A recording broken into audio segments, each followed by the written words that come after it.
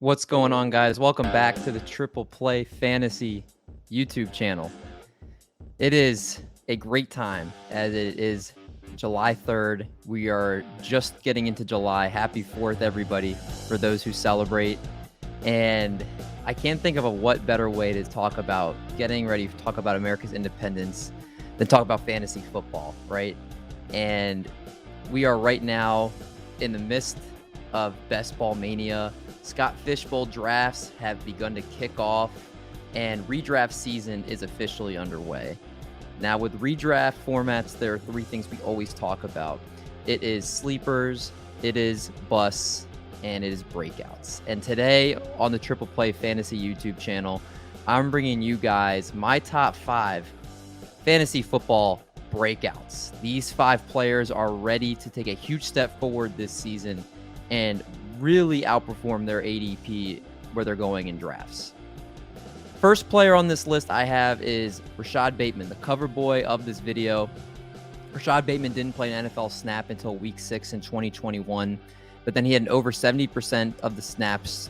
He didn't receive over 70% of the snaps until week 15, which of course was after Lamar Jackson was ruled out for the season. But Rashod Bateman has 145 targets vacated with the departure of Hollywood Brown. If you count the running backs and you count the other players that have now departed, like Sammy Watkins, there is a whopping over 220 targets ready for him to play with.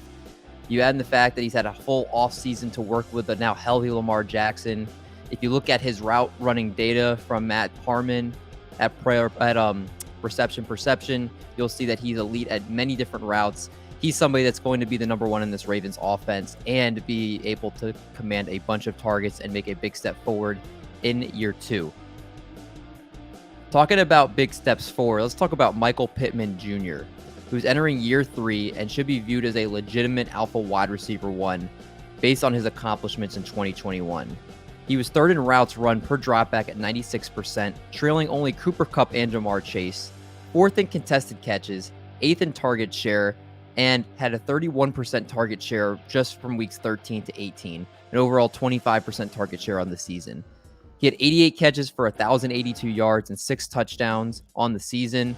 And the only reason he didn't finish higher than back-end or high-end wide receiver 2, I should say, is because the Colts ranked 29th in pass play rate and 27th in pass attempts. You now have a more trustworthy quarterback coming in with Matt Ryan and Carson Wentz, who should immediately be able to make those passing numbers go up with a more competent quarterback. And with the big step forward, I expect Michael Pittman Jr. to take, and arguably the best quarterback he's played with of his career. I do think that Michael Pittman should be talked about as a legit top 12 wide receiver going into this season. That is Michael Pittman Jr. Our next player we're going to talk about on this list, a player that missed his entire rookie season, Travis Etienne. Now, Travis Etienne, let's start with the fact that there's no Urban Meyer there anymore. That already is a win in my book.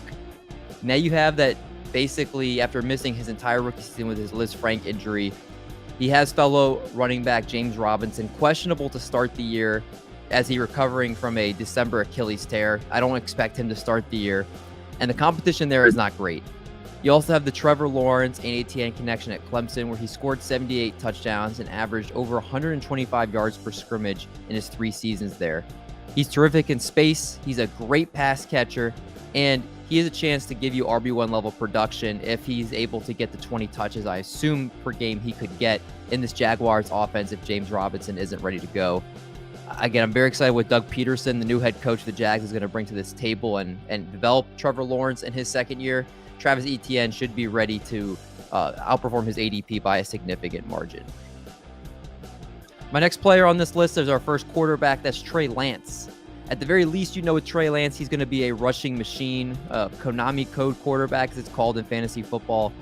But he also has Deebo Samuel, Brandon Ayuk, and George Kittle as pass catchers with Kyle Shanahan's playbook. That's about as good as you're going to get in today's NFL.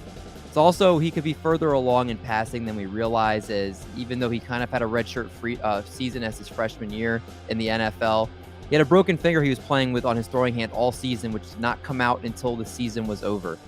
But let's not forget in 2021 what we saw from Trey Lance in a limited sample. In 6 games last season, he averaged 8.5 yards per pass attempt with 5 touchdowns and 2 interceptions, also rushing for 168 yards and a touchdown. And his final start of 2 during Week 16 against the Texans, we saw Lance's potentials. He threw for 249 yards and 2 scores and added 31 rushing yards. This is a player that's going to give you 20 fantasy points weekly if he stays healthy and gives you that same type of rushing upside that we expect from him, and could be a QB1. And I don't think it would shock very many people in the fantasy space if he lives up to his full potential. The last player, Kmet, tight end 21 last year, despite not catching a single touchdown. He secured at least 5 targets in each of his final 7 games and was already second on the team in target percentage and first in red zone percentage last year. No tight end, I think, could make a bigger relevancy in terms of where they finished from last year to this year than Kmet. And without Jimmy Graham on the roster, who's a touchdown machine, it's something I think is going to be very exciting. Now, Kmet's 17% target share alone was 7th among tight ends, and he finished with the most fantasy points under expectation than any other tight end in the NFL, minus 36.6.